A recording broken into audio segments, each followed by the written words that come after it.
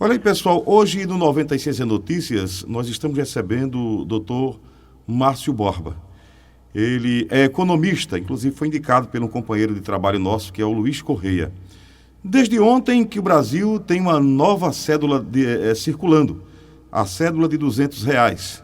Isso aí é uma novidade para muita gente e a movimentação financeira e econômica do país, principalmente nas instituições bancárias, elas se modificam também, tanto na questão de um acondicionamento, como na questão de contagem, como aos volumes de cifras que são acumulados.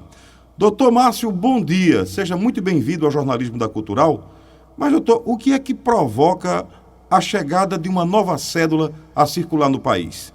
Bom dia, Gonçalves Filho, da nossa Rádio Cultura FM. Eu vou começar pelo que não foi o motivo do lançamento pelo governo federal da nota de 200. Normalmente, o governo lança notas maiores quando há um processo inflacionário que deteriora o valor da moeda. Então, em processos inflacionários, como o Brasil sofreu lá na década de 80, onde em um determinado mês de fevereiro de 85 tivemos 80% de inflação no mês, hoje nós estamos projetando 2% de inflação ao ano em 2020. Naquela época, lançavam-se cédulas com valores maiores porque precisava de muita quantidade de dinheiro para comprar produtos. Desta feita, não foi isso. O medo, o receio que as pessoas guardam na memória de que cédulas de valores maiores vêm quando há uma inflação, não é o motivo desta feita, porque simplesmente nós não temos basicamente inflação no Brasil, principalmente em 2020, pela pandemia, devemos chegar em 1,6%, 2% ao ano. O que motivou o governo a mandar imprimir uma cédula de 200 foi a monetização da economia.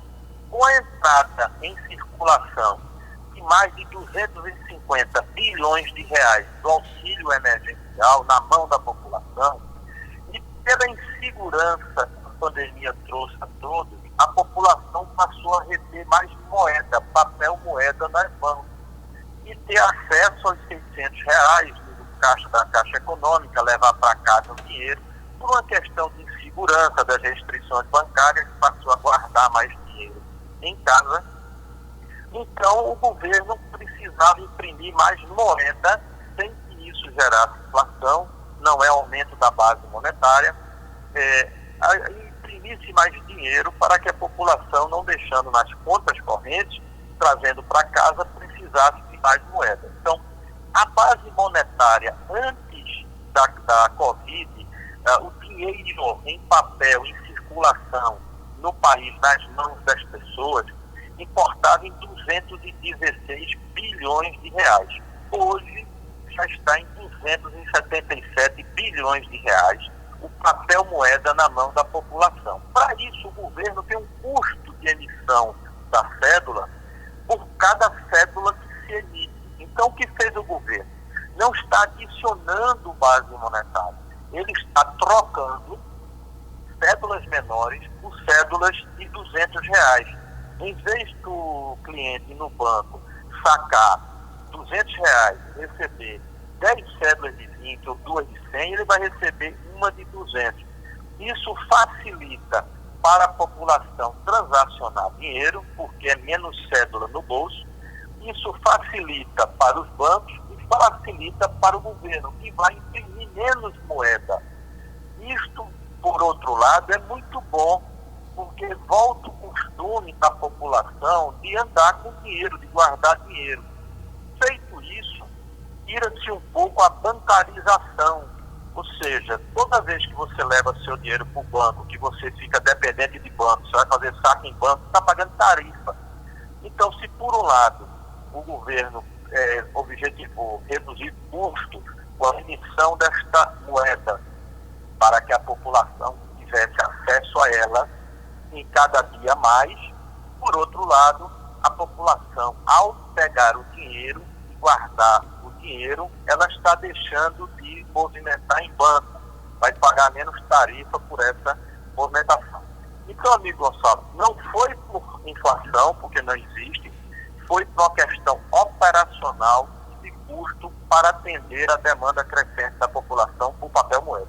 Ô doutor, se eu trabalho numa empresa ou se eu presto serviço, a cada dia eu trabalho para ganhar mais, a cada dia eu trabalho para aumentar minha riqueza. O país tem um valor total de verba circulando. Quando chega um novo dinheiro para circular, aquele valor que de moedas está chegando agora, se não me engano, 450 milhões dessa moeda circulando, dessa cédula. Esse valor é retirado de menores cédulas que circulam para que essas maiores chegam, ou é uma nova quantia de dinheiro que começa a circular no país? É substituição, Gonçalves. Então, essas 450 milhões de cédulas de 200, que dá 90 bilhões de reais, eles serão retirados de circulação de outras cédulas menores. Ou podem até acrescer disponibilidade de moeda, mas não acresce na base monetária. O que é a base monetária? É o dinheiro que a população tem em mãos e que ela tem depositado no banco. Então vamos supor que um ouvinte nosso tenha R$1.000 depositado no banco. Ele vai lá e tira 400. Não aumentou a moeda em circulação, porque ele tem 600 que ele pode usar com débito em conta, ele tem 400 em dinheiro. Se no dia seguinte ele diz, sabe uma coisa, eu vou pegar mais 200 da minha conta. Ele vai ter 400 no banco, 600 com ele. O que é que isso ocasiona? O dinheiro que ele está guardado no banco, o governo não precisa se preocupar, porque esse dinheiro, esse papel moeda, não está na mão do cliente, está no cofre do banco. Na hora que o cliente vai lá no banco e diz, me dê meus R$1.000, eu não quero deixar nada no banco, eu vou botar os R$1.000 no meu bolso, o governo tem que providenciar papel moeda para que ele retire. Eu não estou aumentando a base monetária, eu só estou trocando o tipo de moeda. A moeda escritural, que é aquela moeda que tem lá no meu extrato, R$1.000, que na verdade eu tenho, ela está guardada no cofre do banco, mas não está na minha mão. Pela moeda em papel moeda, quando eu vou lá e tiro os R$1.000 e boto no meu bolso. Então, por isso que antes da pandemia, tínhamos 216 bilhões de reais em papel moeda em circulação na população. E agora nós temos 277.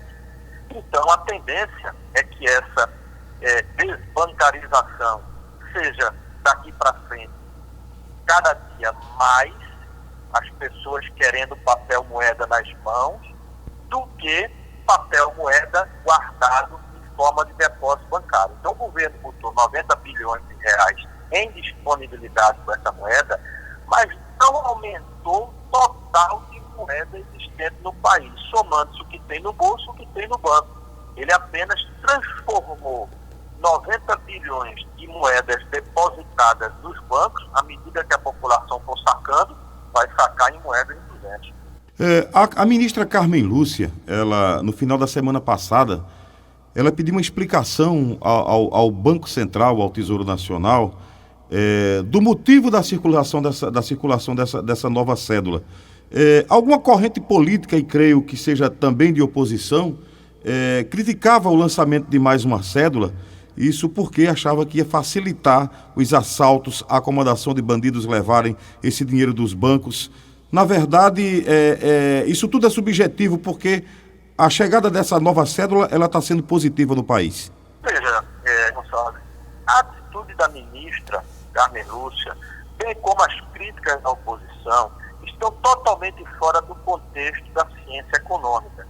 São políticos e o STF resolveu se transformar num partido político de oposição ao governo Bolsonaro e se somou aos partidos derrotados de esquerda na eleição de 2018 para tentar perturbar de todas as formas possíveis um governo que está dando certo. Então isso é apenas uma ação política que não tem nenhuma aderência com a questão econômica. Se porventura, para roubar, precisasse ter papel moeda, o PT não tinha roubado a nação em centenas de bilhões de reais, porque não tinha essa moeda para saírem no bolso. Não tem, o tráfico de drogas, que é o que mais movimenta dinheiro ilegal no Brasil, não usa só papel moeda, senão eles teriam que ter uma transportadora para levar o dinheiro. Eles usam as contas bancárias fantasmas, as contas bancárias de aliados do crime. Então isso é um despautério. é uma tentativa de desconstruir uma atitude econômica, técnica do governo federal, que vai lançar uma moeda, uma nova cédula de R$200 na gestão de Bolsonaro. Politicamente, isso é importante, é um marco importante na gestão da política monetária nacional. E aí a ministra Carmen Lúcia, como vários outros ministros, todos eles nomeados pelo PT na gestão Dilma e na gestão Lula, querem apenas desconstruir, criar pedras de tropeço a cada passo que o presidente dá. Tem algumas questões antagônicas. Nós estamos vivendo um momento de pandemia e quando se fala na pandemia desse novo coronavírus, só se pensa em dificuldades, em crises financeiras, em crise na saúde e numa série de coisas.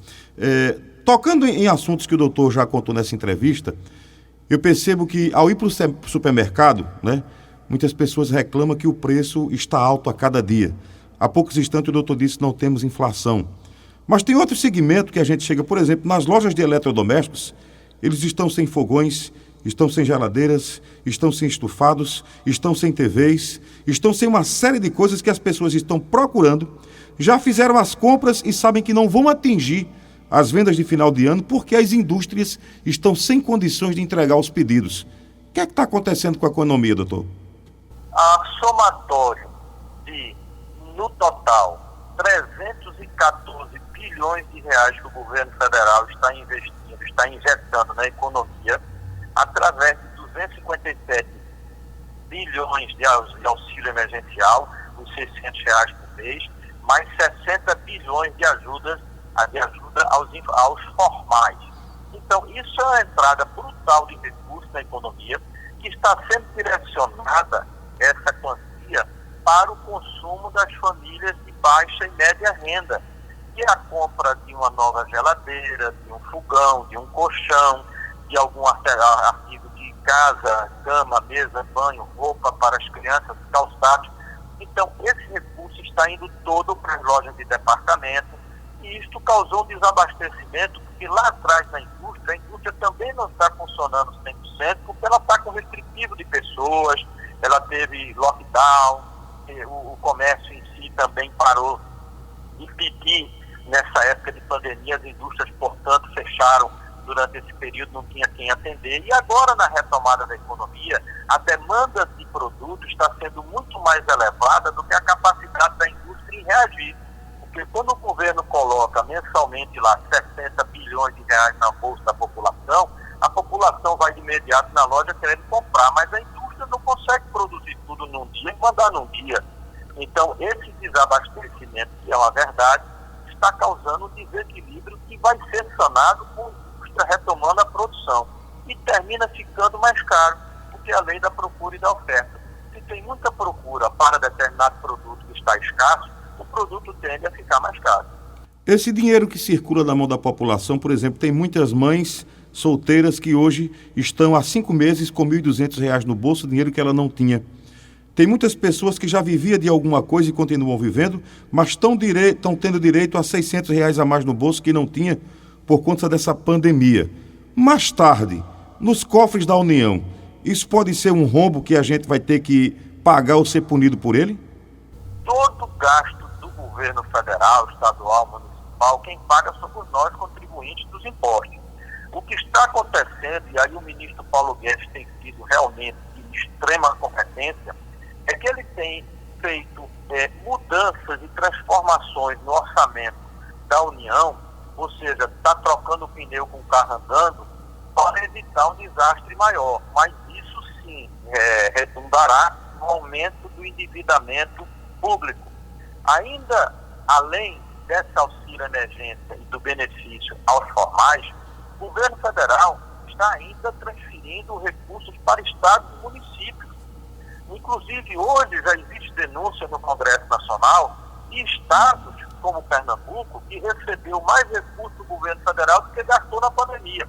Então, o governo federal realmente está bancando o Brasil para que passemos por essa crise inédita e essa crise terrível na humanidade, para que saiamos no final do ano com as mínimas condições de retomada a partir de 2021. E o ministro Paulo Guedes tem tentado, com seu conhecimento, atravessar essa crise com o mínimo de danos. Porém, a dívida pública aumentará e muito, o que vai acarretar que nos próximos anos o governo terá de pagar um encargo financeiro da dívida maior, comprometendo investimentos. Mas um governo que não rouba faz o que está fazendo o governo Bolsonaro, obras de norte a sul do país pelo preço justo. Isso tem ajudado muito o governo nessa hora de aperto de caixa. Quando você chega hoje numa loja ou numa padaria, num supermercado, a gente percebe uma deficiência danada de moeda. Essa moedinha de R$1, né? O real hoje é uma moeda forte que você pode guardá-la e esperar o resultado. Então me parece que essas moedinhas estão jogadas nos cofres da população, né? E está uma dificuldade tremenda de troco no país, de você ter essa moeda para dar um troco. Inclusive tem pessoas que estão guardando moeda e chegam no supermercado para trocar ela por cédula e leva vantagem, porque o supermercado está pagando um pouco a mais por isso, as bombonieres, as lanchonetes. Isso também é um sinal de crescimento da economia, doutor? Que o pessoal está podendo ter o dinheiro e guardar ele sabendo que ele não está sendo desvalorizado? O Banco Central sempre tem alegado que falta moeda, porque por mais que se produza moeda na Casa da Moeda, a população guarda. Então é um costume salutar as pessoas economizarem, principalmente ensinarem as crianças desde pequenas a botar a moedinha no seu porquinho, e isso leva a um desabastecimento de moeda. Por isso que o comércio está premiando quem leva seu porquinho lá, a sua latinha de moeda para trocar por dinheiro, que facilita. É um bom sinal, a população está conseguindo guardar alguma coisa.